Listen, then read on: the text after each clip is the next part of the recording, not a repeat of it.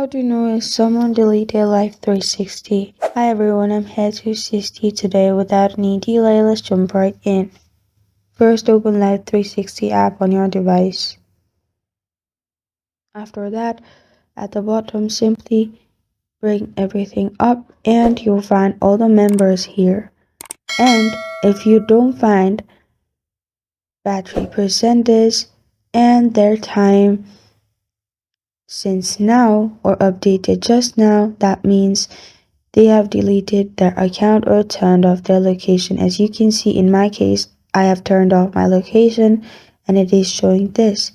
You find same kind of interface if the person has deleted the account as well. What you can also do is click on the gear icon at the top left.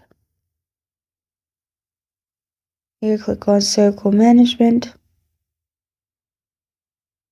And here click on edit circle. You'll find edit circle, and here in my case I don't have one, but you'll find when the time of the location was updated will also show up here, so you can see in here as well.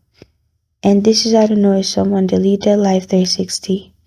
Thank you for joining me today. If this video helps you out, please leave a like and subscribe for more. Got a question or want to suggest a topic, comment below. Thank you for watching.